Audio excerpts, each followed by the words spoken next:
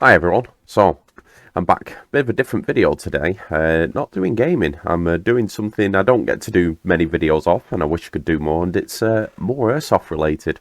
As those who know me in both Airsoft and streaming, I love my Resident Evil games, and I've been collecting some of the Resident Evil pistols for quite a while now, and there's always been one pistol I've been wanted, but the problem is they don't make it anymore. And I'm talking about none other than this. So this is the Samurai Edge from Resident Evil 7. It's the Albert W Model, and it was made by Tokyo Mauri. When it first came out, about 400 quid roughly is an average price, but pretty much sold out everywhere and they don't make them anymore. So trying to find one is quite literally like trying to find rocking horse shit. Here is the Airsoft version I speak of, and I just love it, and I've wanted this gun for so long, but I'm not paying the prices that they want for it, because you can still get it if you're willing to pay, and I'll just show you what I mean now. So there you go, look at that. So on eBay, 1,252 quid. That's plus tax and 240 delivery, you know. I've even got one on this side here for 1,300 quid. I've actually once seen one of these pistols on eBay for just under 4 grand, if memory serves. It was about a year ago, because they are that hard to get hold of. And unfortunately, I don't have the money to spend on that. Even if I had the money, I couldn't justify spending 1,300 quid on a pistol. So I thought to myself, well, could I make one? And I found a website for it, and I'll just flick it over. And what you can do, you can buy, this is a 3D printed one for cosplay. And I was like, oh, that's a shame. I would have loved to have just had the accessories. And then I discovered on the same website, and this is where I'll put the link for the website in the description of the video, but it's called 33-3D. God, say that 10 times fast or after a few drinks. And they did this. The Albert Wesker M92 Airsoft Rail Attachment and Accessories, 3D printed, which is not bad. And you can choose whether you want the silencer, the flashlight, or the rail attachment. So I ordered these parts because I have some Resident Evil pistols, and I thought to myself, well, to recreate this look with the black slide and the silver bottom, in theory I can do that. I just have to get 2 pistols, one chrome, one black, take them apart, put them back together, add the rails. So I've put together a few videos of my escapades and basically the work on it. I apologise for the audio, this was all filmed off my phone. But basically this is going to be a video showing you how you can basically make a Resident Evil 7 pistol if you don't quite want to fork out the £1,000 odd for it. If you're a big Res Evil fan like me, you know, it might just be right up your alley.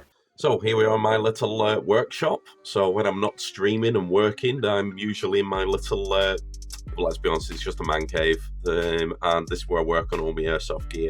So I'm going to show you my Res Evil pistol collection as it is. And then I'm going to talk about building the Res Evil 7 pistol, or at least a clone of it. So this is my current Resident Evil pistol collection. So I'll just zoom in to get some better shots of them. So as you can see, I've got the standard Samurai Edge, the Barry Burton version 2, which compared with the standard Barry Burton, I prefer this one. So yeah, now you'll notice the stars stands out, so I did a little bit of paintwork on that just to make it stand out, and I did it on both sides, just so, just to me, makes it look that little bit better than just being in plain black. I've also got the WE, well, it's not the Sentinel 9 like it is in the Res Evil game, but it's basically the same type of pistol. This one's just called the P-Virus, but I like it. Then got another Samurai Edge, this one's in chrome, and same again, I've painted the grooves and the lettering just to make it stand out and make it look pretty cool. But the one thing that is missing for me is the Resident Evil 7 pistol, or the Albert W Model as said in the game Res Evil 7. and that's the one I want to recreate today. So this is the kit from 33-3D, where I got it from. So these are 3D printed parts designed to mimic the kit that you can get on the Resident Evil Albert Wesker pistol, which are not being made anymore. But I'm hoping the camera quality picks it up. But actually, when you look at the detail, so they've actually tried to make it look like there's patterning on the actual 3D print, which is quite good, to be honest. It's pretty good quality. I was very surprised with it when it came. This is the suppressor, and as you can see, they've even done the silver bits, as you see on the actual Resident Evil pistol. It's got the thread, and then they've even recreated the torch. Now this was quite clever, but also a little disappointed in one aspect, which I'll come to. So what they've done here is basically done a 3D printed shroud for a torch, and you see this bolt here. When you loosen this bolt, this bit here pushes out. Technical difficulties, and there you go. So as you can see, a nice little torch powered by an AA battery, easy enough to get hold of. But when I powered it up, unfortunately the brightness was a little disappointing. Let's give you a quick comparison. Here's 3 torches. Here's the one with the Resident Evil 7 pistol. Now bear in mind it is in a light room, but as you can see, that's your light there. So that's the one you get. This is just off another simple LED, a little bit brighter. And then you get something like this, which, as you can see, is a damn sight more. So once your battery's in, everything's in there, that's your little light unit. So, like I say, it's not the best, but you know what? It's not too bad, considering what you get in here. So the idea is simply, this goes on the pistol, that goes under there, and then obviously this attaches, and that comes to the next bit. You do need one bit. So whilst this is a complete kit for the pistol, there's one thing you do need, and that's a thread adapter. So here's just 3 examples of an 11mm to 14mm adapter. Pretty standard for most airsoft pistols, and you will need one of these to fit this on the kit. So how does this all look once it's on the pistol? So this, bear in mind, was designed to fit a Samurai Edge without a rail. The actual Albert Wesker pistol does have a rail, so this is basically designed to mimic it. Okay, so bear in mind this, if I've not apologised already, this is the first time I've ever done a video like this, so it's probably not going to be one of my best creations, but hopefully this will turn out okay. So as you can see here, I've got a Samurai Edge M9 pistol. This is a Gen 2 version. Now, I did notice something when I was testing this before. It is actually quite important. If you're using a Gen 2 or Gen 1 pistol, the way the thread adapter might need to fit will be slightly different.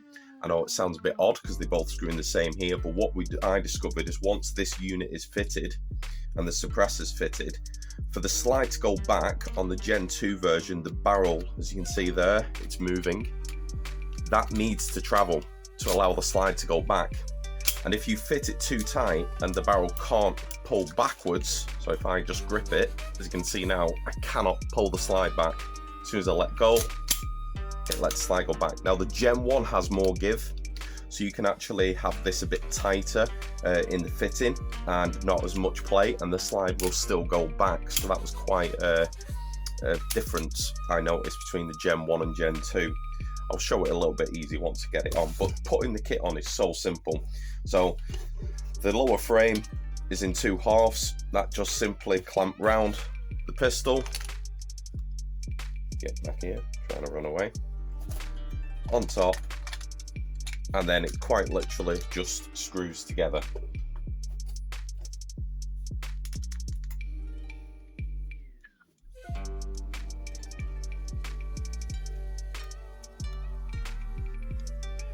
"10,000 years later."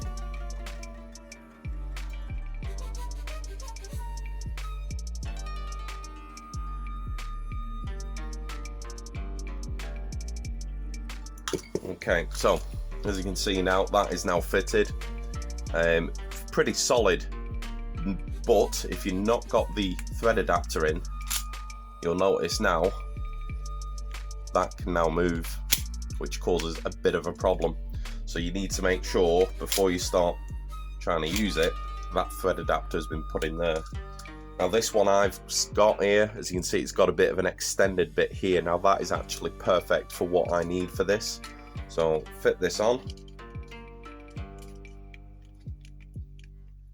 So that's nice and tight. And now what you'll see is it's no longer moving, because that's almost extending the barrel in a way, which means that grip's absolutely solid now.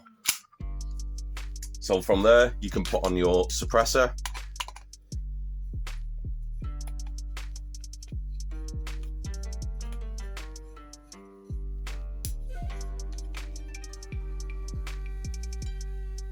Now what I did is I've put an O-ring either side so I can actually turn this and just get it tight to a point where it holds the suppressor in place. Unlike a actual, I think it's an Osprey suppressor. I'm probably saying that wrong. Feel free to correct me. Basically that has a twist lock mechanism that allows you to position it and clamp it on. Obviously this is 3D printed, so you don't have that. Now the only downside you'll notice straight away, and I'll put a picture on to show you, is in the actual TM version of this, it sits flush like that. Now it can't do that, because as I described before about the slide, if that, and I'll show it now, holding it, I cannot pull that slide back, but as soon as that moves in, it allows the slide to come back again. So that is a little bit of a design flaw for me, but let's be honest, we're trying to recreate a pistol that's no longer made, so it is pretty good in that sense. And the last bit is, it just simply, like most rail adapters, technical difficulties. I'm not even streaming. Right, and then that slides on like any rail adapter would, and then just bolt it on. Put it in the right way around. There we go. And then obviously you got your nuts, tighten it up, job done. Yeah, just I'm not going to over tighten it, and there you go. So you've now got, in essence, a replica of the Resident Evil 7 pistol. Now, not quite, you're probably thinking, because the actual Albert Wesker model has a black slide and obviously a chrome base. So that is something I'm going to address. But this is the fitting side of the 33 3D kit. And I actually like it, to be honest. It looks pretty cool to me. I must admit, considering I can't afford £1,000 plus for the Resident Evil 7 pistol, I'm okay with that. I'm not 100% happy with the torch, I'll be honest with you. But it was cheaper to buy the full kit for, I think it was about 79 quid, than it was to buy each of the parts separately. So I just got the full thing. Now, my thinking is I'm going to swap that out for a different torch. So I'll just show you what it looks like. So there you go, I've just swapped it out with a new Prol NX200, which actually, I prefer it with that on than the actual torch it came with. You know, not exactly 100% like the original, but you know what? I still think it's pretty cool. So, I'm going to recreate it using two WE Samurai edges. So I've got the Barry Burton mod here, which I got on offer, so it was a bit cheaper than normal. This is it's a Gen 2 version M9, but it's the version 1 Barry Burton. You would have seen the version 2 in my collection. And then we've just got the Silver Samurai edge here. So what I'm basically going to do is strip this down, which here's one I did earlier. Boom, boom, boom. And then I'm going to swap that slide onto here. So then I've got the chrome and black to recreate the Resident Evil 7 pistol I'm trying to copy. The only downside with this is there is no front sight. So what I will have to do is take the front sight off here, this one, you can see it there, and stick it on there. And there you go. So now that's actually looking a lot more like the Resident Evil 7 pistol, minus the rail on the front. The good thing about using two WE pistols, because they were both Gen 2, it just makes the compatibility between the slides just a simple swap. The only hard bit is punching out the sight and putting that on. That's not a big problem either, but there we go. So then we combine this with the kit and we should have the finished product. And there we go. So we now have our clone of the Resident Evil 7 pistol. So I actually kind of like it. I know I'm probably not a fan of the torch, and I'll probably swap that out. Yes, the gap in the suppressor is a bit of a shame. If you were using this for a cosplay pistol, for instance, you could actually secure it completely, which would stop the slide locking back. You can even get 3D printed versions of these that this kit goes on, I believe, and that way it's perfectly safe for cosplay. Now, I've tested it shooting a few rounds of it, and you know what, it did work okay, but I'm not a huge fan of this whole gap thing. That to me kind of makes me wonder how long it will last before it breaks if I'm using it in Airsoft. But to be honest, this is more for my collection than actually playing. However, as always here at Flood Tech Industries, because you know that's what I like to call my crazy inventions, I have some ideas of how I could modify this to make it a little bit more Airsoft friendly, and for me a little bit more aesthetically pleasing. So, design flaw ideas. So, problem with that, as we've already discussed, is this wobbles. So I need something to extend the barrel and hold it in. Now the problem is, when you've got your thread adapter in, whilst great, it stabilises this. It creates that unsightly gap when that's on. So how do I fix that? In my mind, if I can get something to extend this barrel slightly, that will prevent it from moving. And then, like in the original Tokyo Mauri version, the thread is actually on this unit here. So if I could then have thread that's flush from here, that should screw in and flush. Be flush. Use English words. Technical difficulties. Now, as long as the barrel's extended, it prevents it from doing this little slip there, but it also makes the suppressor fully independent, which will make it look a lot more better, let's just be honest. So I had a few ideas.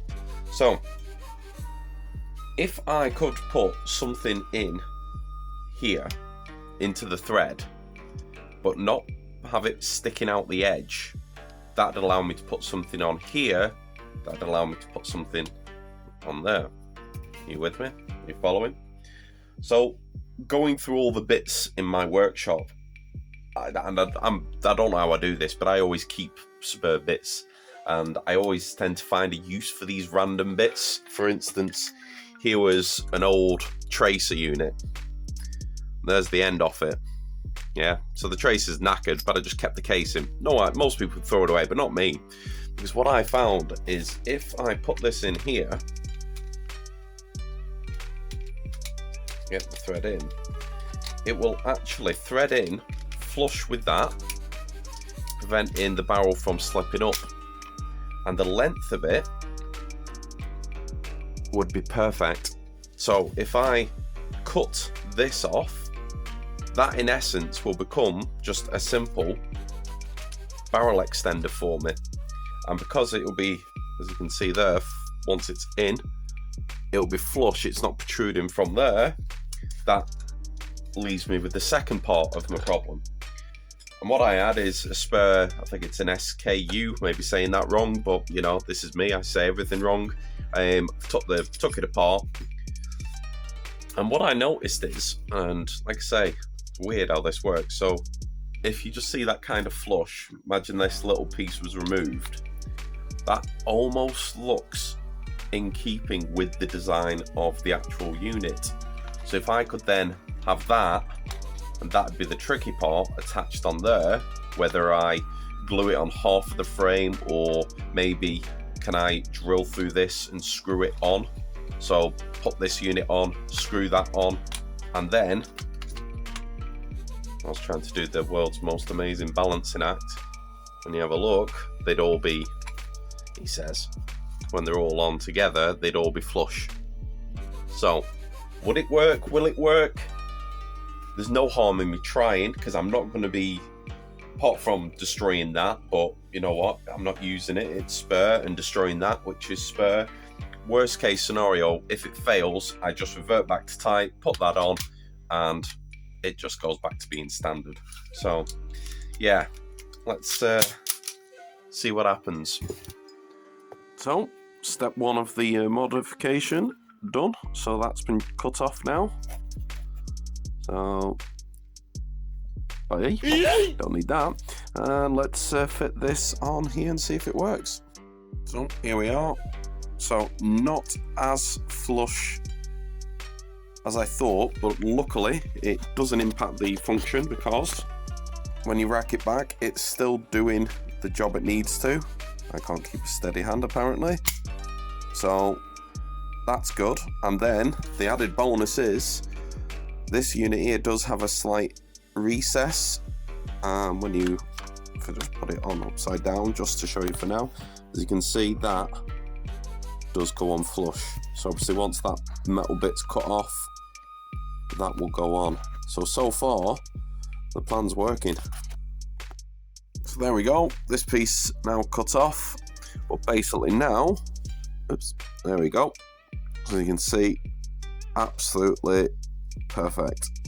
And as long as it stays there, and we zoom out, actually I don't think that looks too bad, if I say so myself.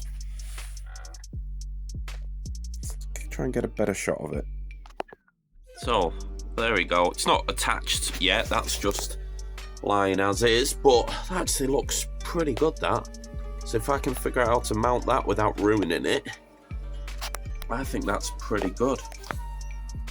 So after a little bit of playing and a few technical difficulties, I've eventually decided and mounted this.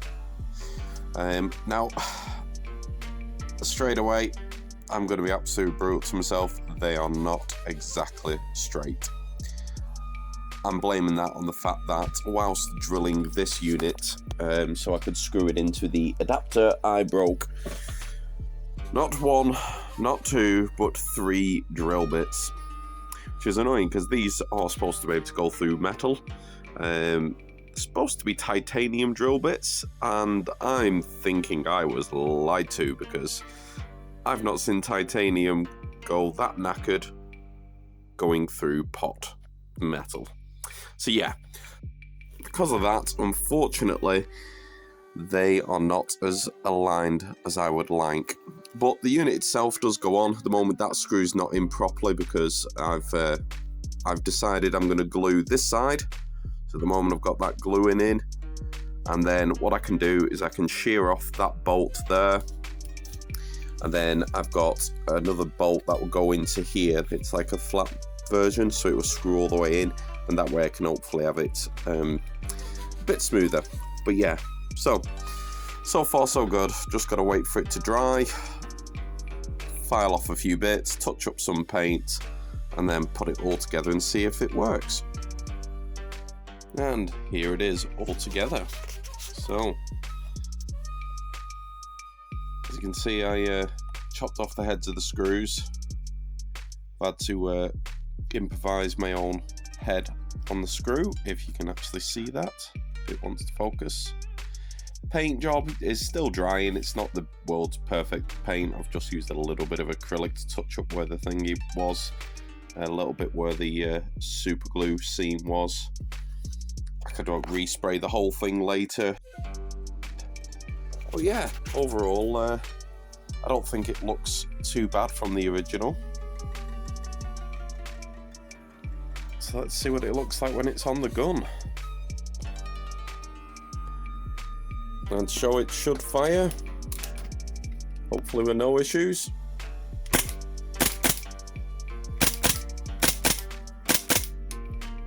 Perfect. And there we go. That, to me, looks a lot better.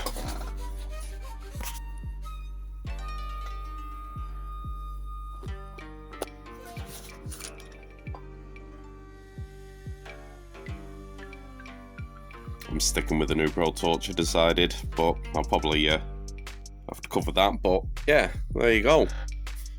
One Res Evil 7 pistol.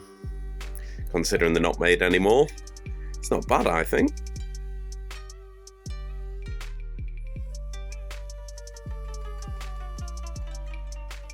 Well, there you have it. I now have a Resident Evil 7 pistol in my collection.